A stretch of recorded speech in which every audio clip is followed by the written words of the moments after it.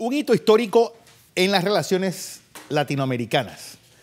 Nuevamente los Estados Unidos y Cuba vuelven a tener relaciones, tienen embajadas ya abiertas, cada una en sus respectivos capitales después de 53 años. Profesor Zetka, y esto obviamente el mapa geopolítico latinoamericano cambia radicalmente y ¿tendrá esto que ver algo con lo que está pasando, por ejemplo, en Ecuador y en Venezuela? Claro, muchísimo.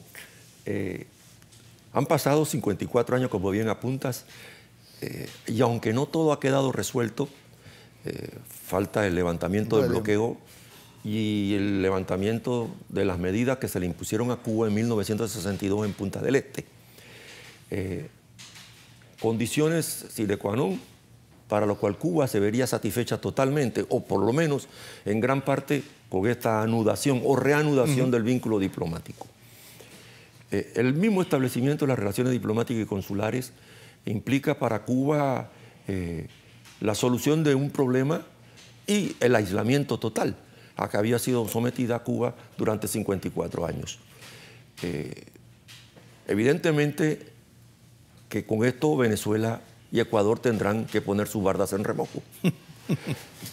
Ahora, ambos productores de petróleo. Ambos productores de petróleo, que guarda muchísima relación con otro tema que probablemente les interesa al público televidente conocer qué está ocurriendo en el Medio Oriente y qué está ocurriendo con este nuevo acuerdo entre las 5 potencias más Alemania, los 5 miembros del Consejo de Seguridad, con el acuerdo recién finalizado con Irán y todos los otros acuerdos bilaterales que no se conocen, que ha firmado o debería firmar los Estados Unidos con Irán. Pero el panorama diplomático latinoamericano queda en principio resuelto. Y nosotros pues podemos decir con orgullo que fue aquí en Panamá donde se celebró la reanudación final de este vínculo 54 años trastocado.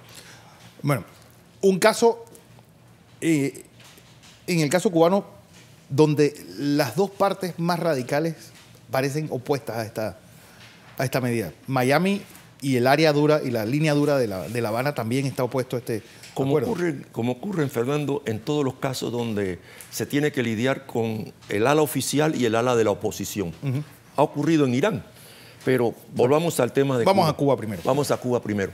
Lidiar con la oposición de los cubanos de la Florida y con el gobierno cubano que de alguna manera u otra tendrá que explicarle muy bien a su pueblo. Es un pueblo que probablemente esté ávido de un levantamiento, de una oxigenación y que lo verá muy bien. No lo verá tan bien y no lo ha visto muy bien la oposición en la Florida.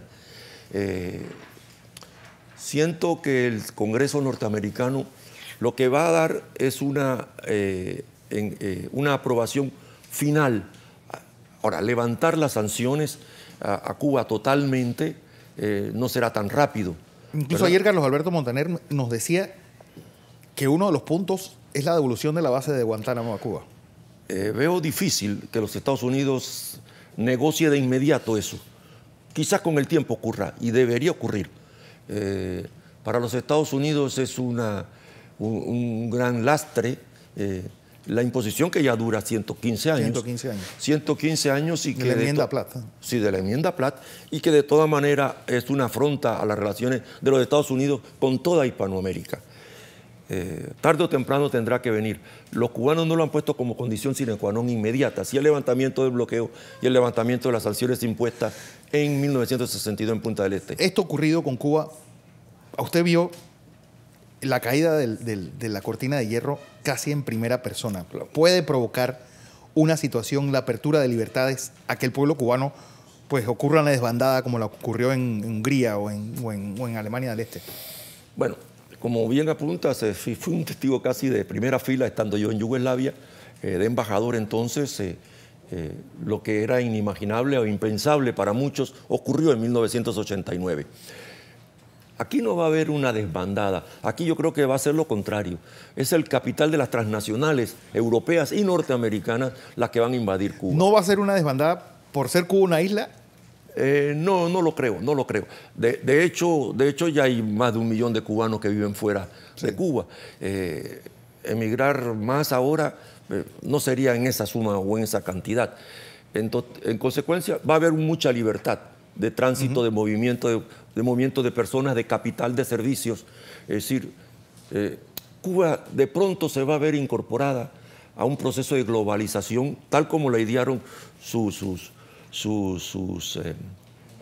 zapadores o sus Pero pioneros. a la larga el CAME, este sistema soviético, no era una globalización donde los cubanos ponían una bolsa de azúcar a cambio de Obvio que no, cebolla obvio que no, húngara o remolacha y polaca. no lo es en la relación, por ejemplo, con Venezuela por el petróleo. Es decir, Cuba está muy favorecida y se ha visto muy favorecida con ese gesto altruista, digámoslo de alguna manera, que lo ha pagado a lo mejor en servicio con todos los médicos cubanos y profesionales cubanos que viven y trabajan en Venezuela, ¿verdad? O en Ecuador.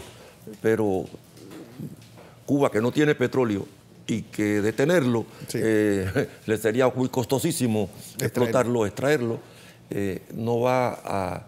Se ve muy favorecida. Yo lo que veo a cortísimo plazo es una gran avalancha, por decirlo de alguna manera, de capital norteamericano, de empresas norteamericanas. Ya se habla de que Disney está interesado. Es decir, usted ve más las lanchas viajando de Miami a La Habana que de La Habana a Miami. Ahora, no en la misma medida de antes del 59 y no en la proporción de que convirtieron a Cuba prácticamente en un casino.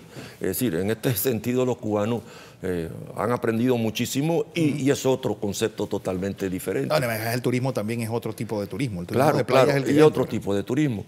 Entonces yo veo en la dirección de norte-sur mucho más movimiento, no tanto de personas, sino de capitales, de bienes, de servicios, y que va a haber Cuba muy, muy favorecida. Vamos hasta el Medio Oriente porque un acuerdo con Irán hecho a la sombra de estos salvajes que se hacen llamar Estado Islámico.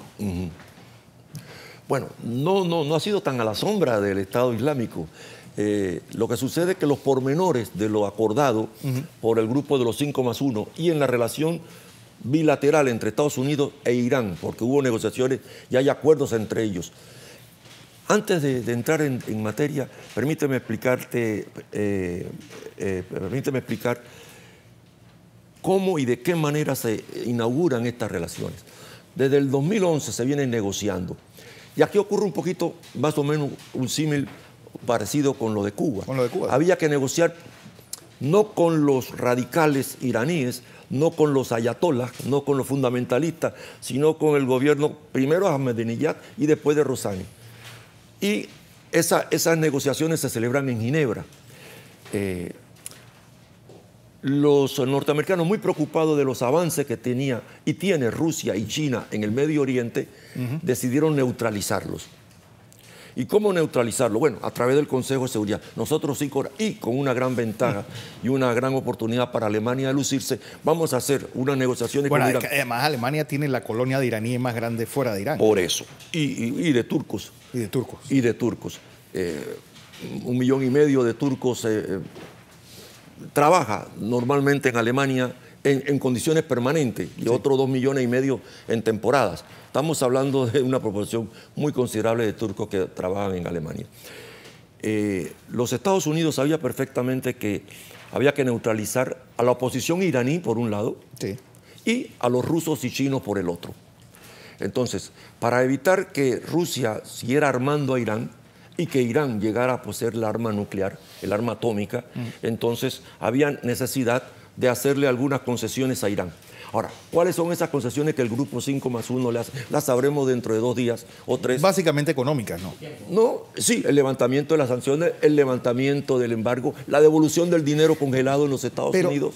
Profesor, ¿no es una estrategia muy parecida a la de Cuba de que un poco la teoría de Newcomb te dice, tú abres una frontera y todas las libertades llegarán por el juego que tienen las redes sociales, por las comunicaciones, por un montón de cosas más? La libertad y la democracia tipo estadounidense llegará solamente abriendo fronteras. Mientras no se conozcan los detalles finales de los acuerdos con Irán, estaremos especulando. Ya hay analistas en el mundo, especialmente de los institutos de geoestratégicos de Francia, de Inglaterra, que empiezan a plantear que los aliados tradicionales de los Estados Unidos en el Medio Oriente, que están muy molestos, Israel ni hablar, Arabia Saudita, la propia Turquía, los hermanos musulmanes que de pronto ven perder después del auge de la primavera árabe todas las ganancias que habían obtenido frente a una inminente y aparente creación de un Estado Kurdistán que le restaría a Irak, a Irán, a Siria y a la propia Turquía un pedazo de territorio. Ni hablar de la más hipotética, pero también viable posibilidad de un Estado sunita entre Irak y Siria, ¿verdad?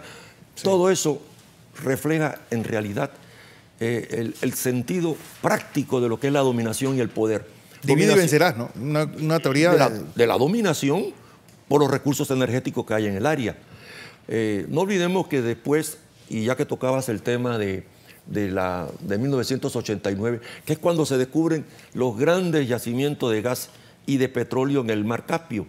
¿Cómo sacar ese petróleo del Mar Caspio? Es decir, los 5 estados ribereños no pueden sacarlo nada más que a través de Irán o a través del Bósforo pasando por Azerbaiyán y Georgia. ¿Y cómo hacerlo para hacerlo llegar a Europa, ¿verdad? Y a los aliados de los Estados Unidos en este caso, porque en 1999, 10 años después de la caída del muro, el presidente Clinton hace unos acuerdos con Turkmenistán y Tayikistán para venderle petróleo a sus aliados en el sudeste asiático. ¿Cómo sacarlo si tenías un estado como el Afganistán que estaba en manos de los talibán? Entonces de ahí viene toda la otra especulación que sucedió el 11 de septiembre de 2001. Pero lo que sí sabemos es que ya hay oleoductos y gasoductos que van desde el Caspio. Toda la vía central.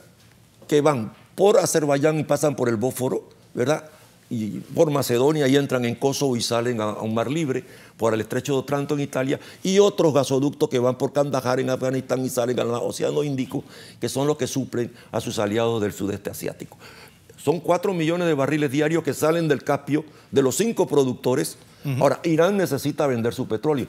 Ya le van a liberar con esto 2 millones de barriles diarios. El precio del petróleo tendrá que bajar. Ya bajó a $47, cosa que aquí no se sabe mucho, ni se refleja. Ni se refleja, y no sé si la Comisión Paritaria ahora en el próximo, la próxima consideración del precio del petróleo bajará 15 o 20 centavos, o 2 centavos o 3.